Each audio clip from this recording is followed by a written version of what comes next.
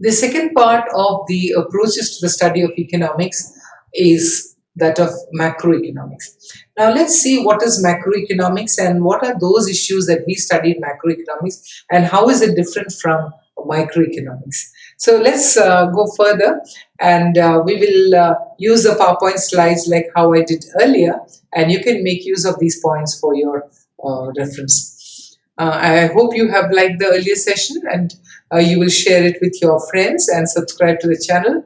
And please don't forget to watch the last section, which is on points to ponder.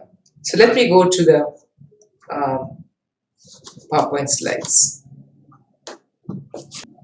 Teaching economics for 32 long years at St. Joseph's College was fun. We could see how students who did not understand economics at all, how they started enjoying the subject, and we also see so many of them having taken up economics as a subject of study at their post-graduation, and so many of them having done their research in economics. So you too, when you listen and you study economics well, you can make a career in economics. Yes, that reminds me that I shall present to you another session exclusively on the careers that economics study offers, and also I could probably speak to you on the skills that an economist requires. That is later. But here in today's session, we shall see macroeconomics.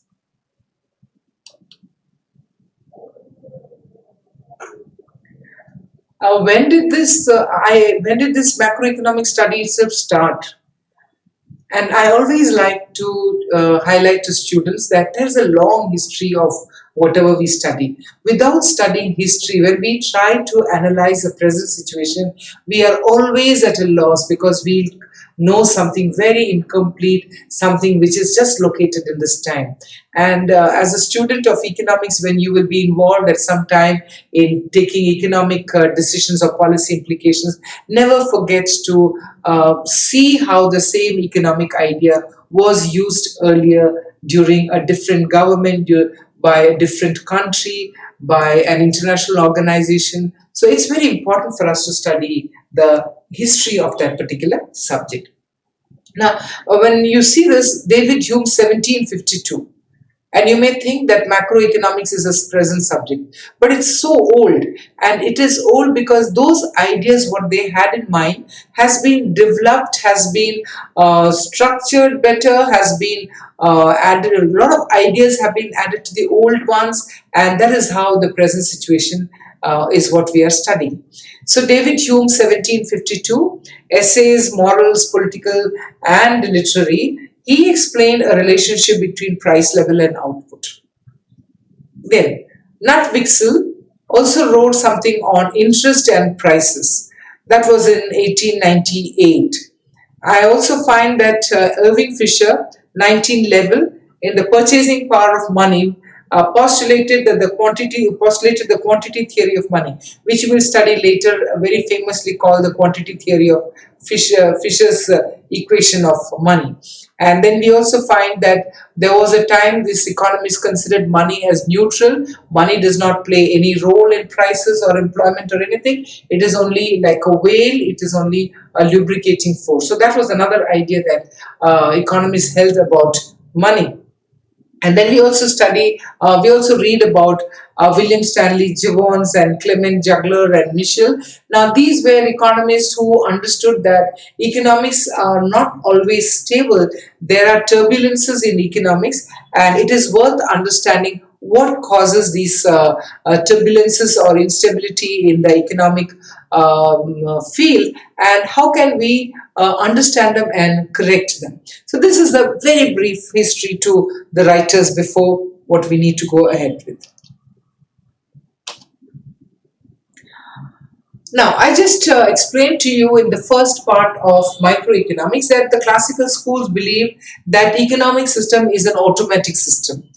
we really don't need to interfere with the economic system. And they never recognize the problem of an economic crisis either. And they believe that if there are shocks and disturbances in an economy, these disturbances are very, very acceptable because they could get corrected on their own. And eventually that will have what is called, they call the automatic adjustment. And they believe that understanding individual market behavior can also explain to us how the general economic behavior is. This is how they understood the problem of unemployment or the problem of other issues that we study in macroeconomics. Automatic adjustment. This something happened again in history in somewhere around the 1920, late 1920s, 1929, 30 and so on. This was called the Great Depression. All the economies of the world suffered like how economies are suffering today. This has happened in the 1930s. So what really happened at the time? The way unemployment shot up, the way the prices crashed, nobody was able to predict that. Economists were not able to predict them, nor they were able to explain why this happened, because the classical economists told that if there are disturbances in the economy, leave it alone, they will get corrected on their own. But that didn't happen. So when this Great Depression happened, it did not happen, and that also gave a good thrashing to the foundations of the traditional economics, because economics was not able to provide the answer, and also economists and their role was questioned. Why are not they able to provide answers to that economic situation of that time? And we find that no one predicted this kind of a situation of the Great Depression. Comes in an author by name John Maynard Keynes, and he wrote his famous book, The General Theory of Employment, Interest and Money in 1936. This book revolutionized the way we understand economics of that time, and how economics was never the same. How one book created so much of a change in the way we studied economics. He believed that the government has a role to play in the economics. Government has a role to play in the unemployment, in the goods that were remaining unsold, or in the excess capacity that the economy had. It was not possible to be explained by microeconomic approaches. And once this book became very popular and it seemed to have provided an answer to the macroeconomic situation in the economy, then it divided the entire study of economics into two distinct parts. One came to be known as microeconomic, and the other came to be known as macroeconomics.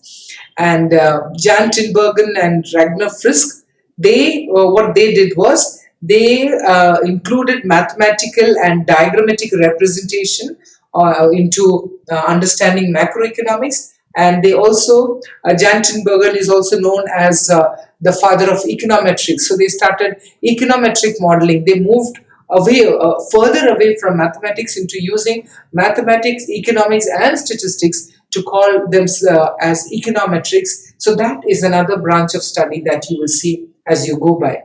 So mathematics is not going to leave you. You need to be well equipped with mathematical skills if you want to continue with economics.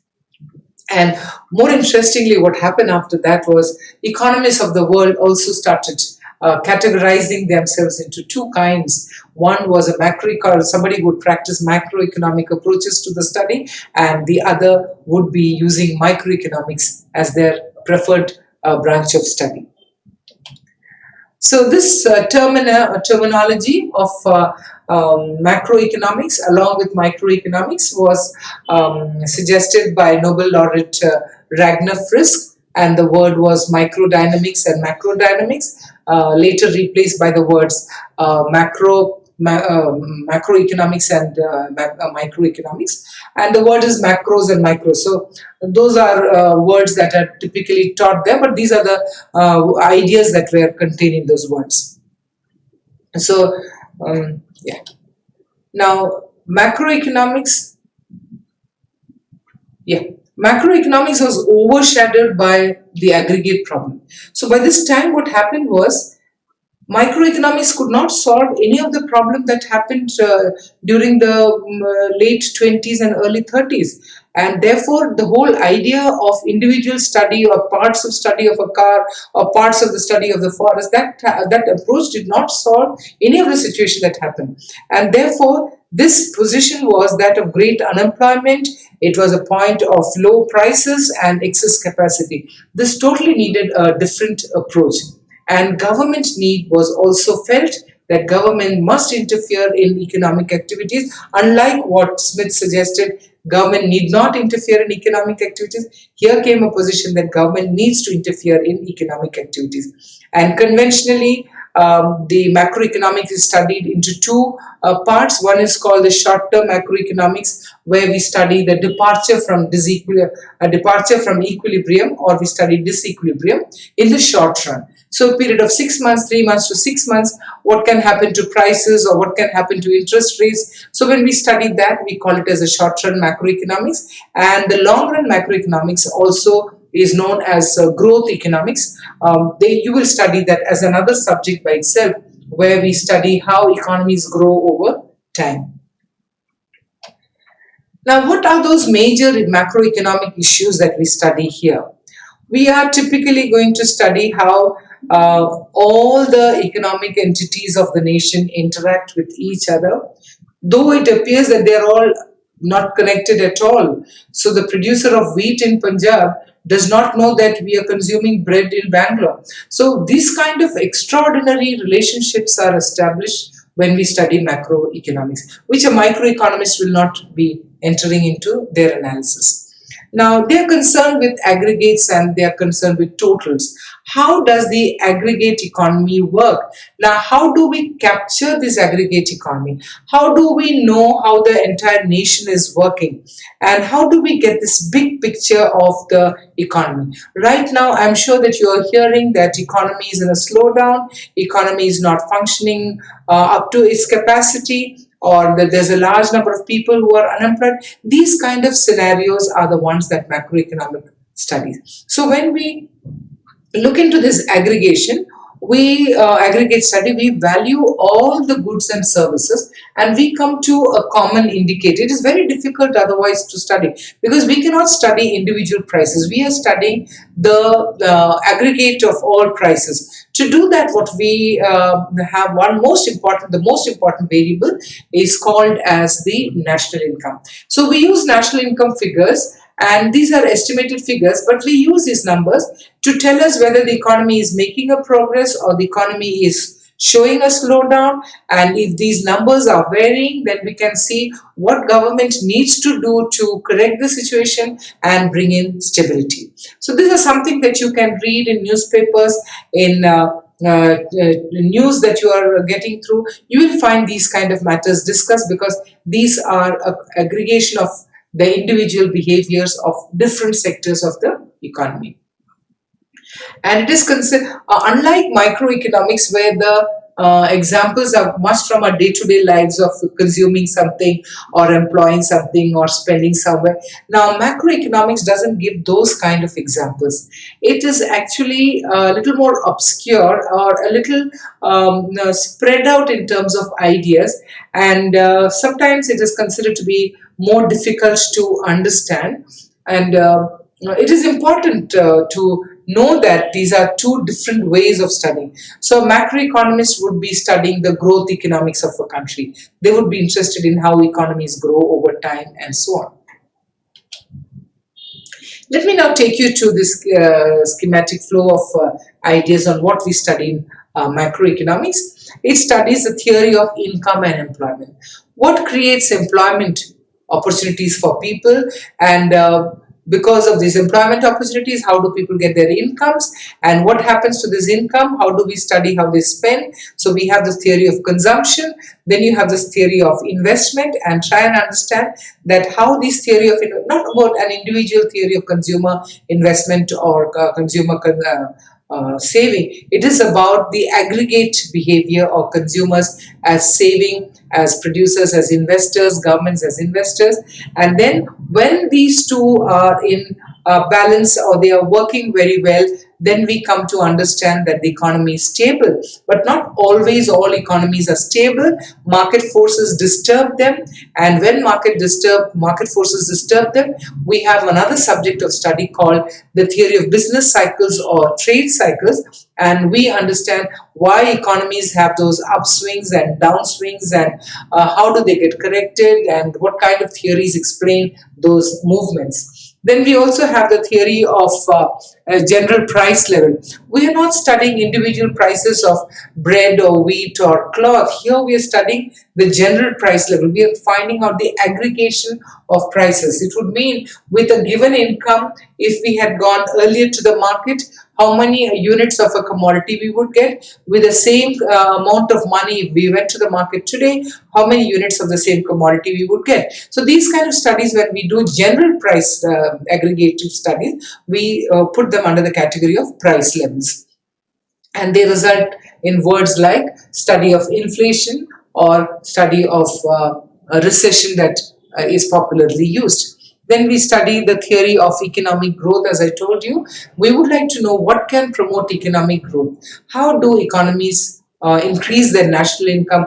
How can economies enjoy better standard of living? So all that we need to find out from the national income and the theories that are that have been developed to explain economic growth. And finally, we have studied the theory of distribution, macro theory of distribution, where we study the four factors of production and how the national income of the country gets divided into the total income gets divided into factors who get rent or wages, interest and profit. So what is the distribution of the total national income for these four sectors? If you take a bar, then you can think it this way: how this total national income will get divided into the four bars to show how the income is being distributed.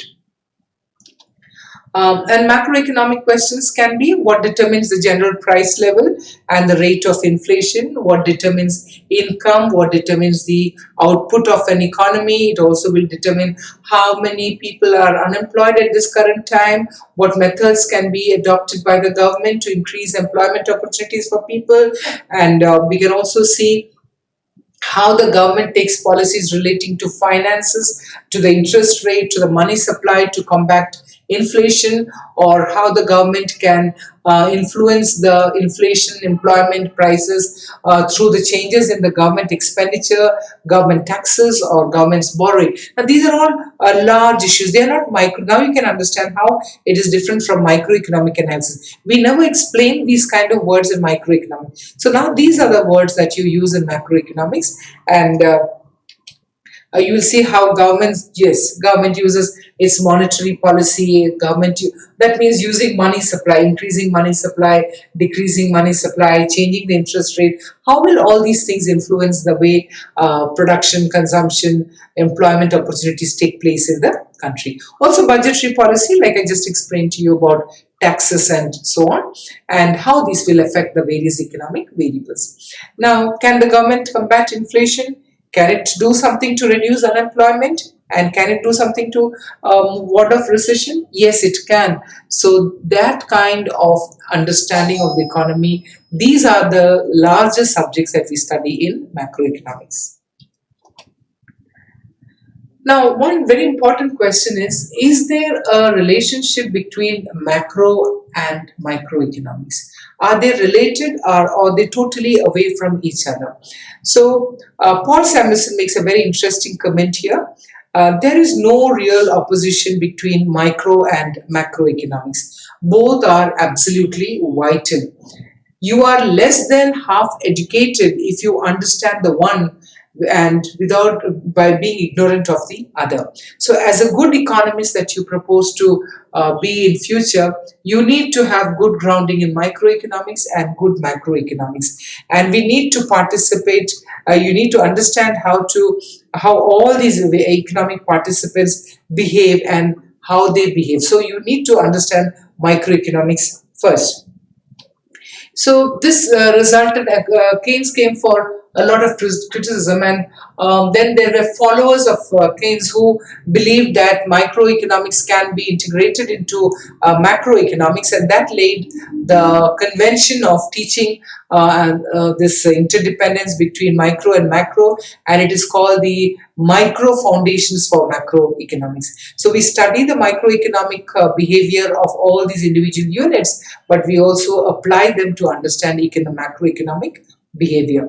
So in reality, microeconomic explains the macroeconomic outcome. So if the rate of interest is changed, how would you and I respond to that rate of interest? If all individuals are going to behave like this, then there will be a macroeconomic outcome.